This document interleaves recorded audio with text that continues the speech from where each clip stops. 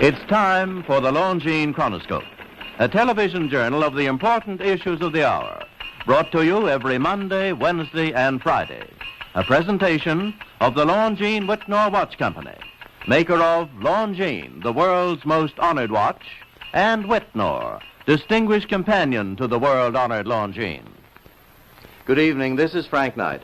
May I introduce our co-editors for this edition of the Longines Chronoscope? Larry Lasser, CBS News correspondent, and Kenneth Crawford, National Affairs Editor of Newsweek magazine. Our very distinguished guest for this evening is Admiral Richard E. Byrd. The North Pole used to be a no-man's land, but these are the days when, by buying a ticket on a commercial airliner, you can fly across the North Pole and drink a cocktail at the same time. You know, only 60 or more years ago, about 35 years ago, our guest tonight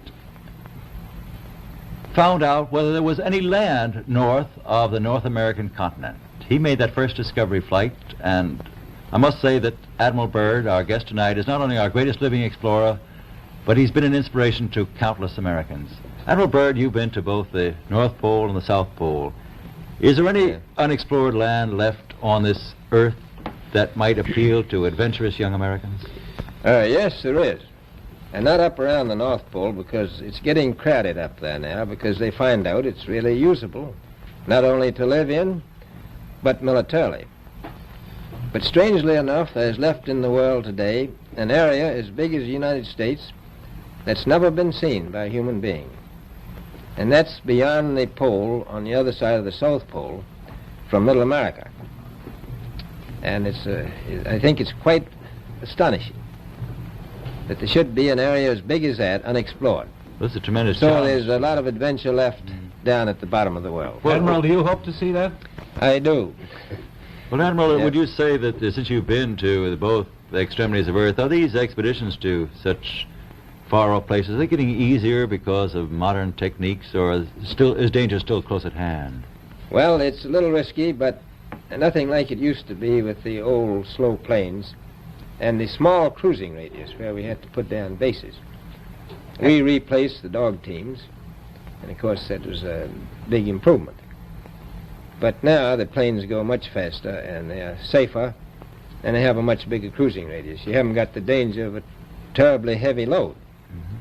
Admiral, an expedition to which I believe you're the advisor is now en route.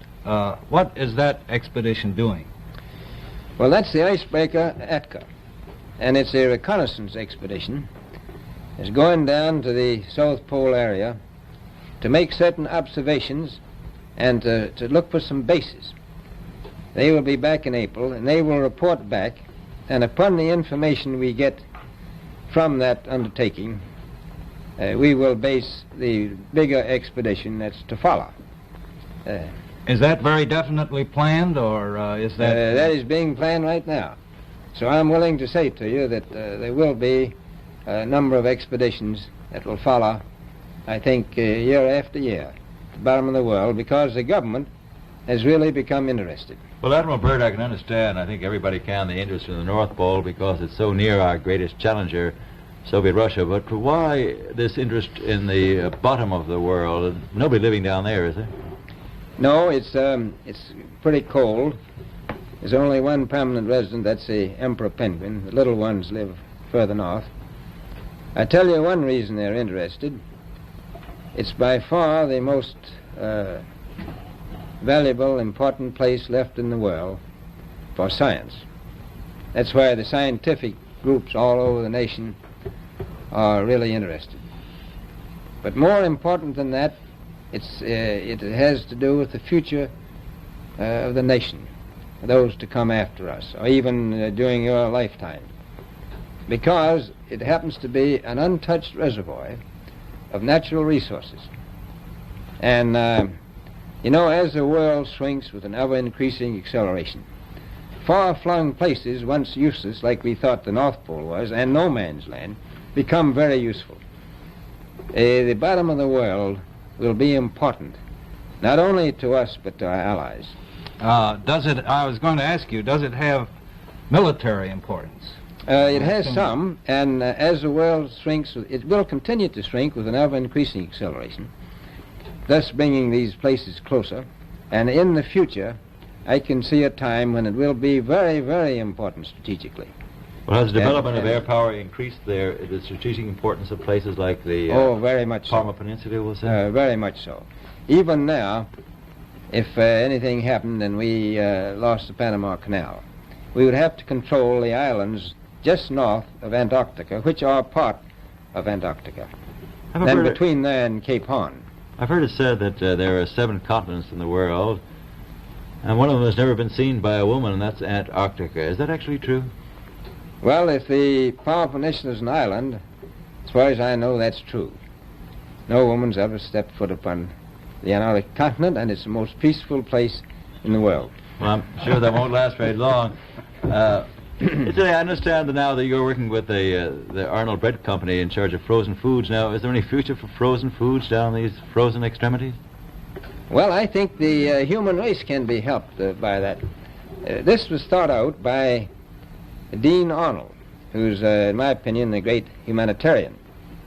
He learned that we went down there after 4 or 5 years and finished a meal that we had left there on the table when we had evacuated Little America. Everything was perfect, including the bread. So he got the idea of this frozen bread, and already he sent some to Europe, and it worked very well over there for some of the starving people. So you can store it down in the Antarctic and against the lean years, and you wouldn't have any people in the world really starving if you did that. Yes, in the event of an atomic war... You stay there forever. Admiral, you speak of the resources of Antarctica. What are they? What are the natural resources there? Well, we've found enough of coal within 180 miles of the South Pole in a great ridge of mountains. It's not covered with snow, enough to supply the whole world for quite a while. Well, that's the coal. Now, there's evidence of many other minerals. We are pretty sure there's oil. Now, that coal shows the bottom of the world.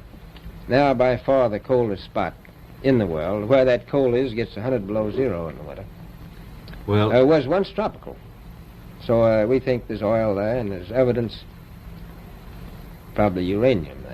Is it any secret? Is there uranium there? That would be the only thing that would be practical to actually go after, I suppose. Everything else would be economically unfeasible, wouldn't it? Well, as we recklessly expend our resources, the time will come when we'll have to go after that stuff down there. Well, you know, I avoided what you said about uranium. I'm not sure about that. I don't want to have the world fighting over the Antarctic. Admiral, is there a competition among other nations to try to get information about Antarctica and possibly to secure some of these resources? Well, yes. There are now 7 nations very much interested.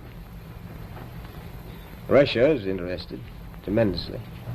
That I'm sure of. Australia has an expedition down there. The Argentine, the Chile, New Zealand, Britain, and so on.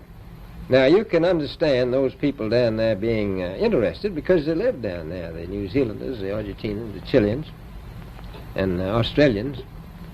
And so we don't do much about claiming anything. Admiral, you make this sound a little crowded. Are there that many expeditions now there or en route there? Well, you know, as I said, it's the most peaceful place in the world, but I don't think it will be for long because of this intense interest on the part of other nations and this nation. Well, Admiral Byrd, are private expeditions a thing of the past? Is expedition and exploration, making expedition and exploration now purely a government function because of the tremendous cost No, I and don't think organization? so. I think down south it may be more or less a thing of the past, but not other expeditions that go there. A lot of them go north now. This latest expedition now on the way is a government expedition, I take it. Yes, that's the government. Admiral Byrd, may I ask you, is there a great difference between the top of the world and the bottom of the world? There is. Now, the North Pole is the center of an ocean 10,000 feet deep. The South Pole, the center of a plateau, 10,000 feet high. The North Polar Sea is surrounded by continents that are slightly frozen. The Antarctic continent is surrounded by a belt of ice frozen seas of at least 1,200 miles thick. Now, the south is a plateau. It gets, in some places, 14,000 feet up. I've been over areas about 13,000, and it's a little bit chilly up there. So there's that big difference between the top and bottom of the world. The north really isn't very cold up there on the Arctic Ocean. Not compared to the south. Admiral Byrd, we often hear it said that our young Americans now aren't as hardy as their forefathers. Do you think that Americans do measure up to the standards, the physical standards and morale standards of the past? I do. I don't believe that. I think they're just as hardy. Well, what would you say was the most valuable factor on an expedition? Is it morale, or physical courage, or is it sheer equipment? Well, I've always thought that loyalty was by far the most important trait. The British told me that when I first went down in 28, that I couldn't possibly get through the winter night without a mutiny if I took more than 20 men. But to serve science, I had to take 42 men. And then I took 56 the next time, and so on. So, and I did find that loyalty was the most important thing during the winter night when it's very hard on your nerves. I think that's best trait. That's a very valuable characteristic at any time. Well, thank you very much, Admiral Byrd. It's been a great pleasure to have you here tonight. It's a pleasure to be with you. Yeah. The opinions expressed on the Longines Chronoscope were those of the speakers. The editorial board for this edition of the Longines Chronoscope was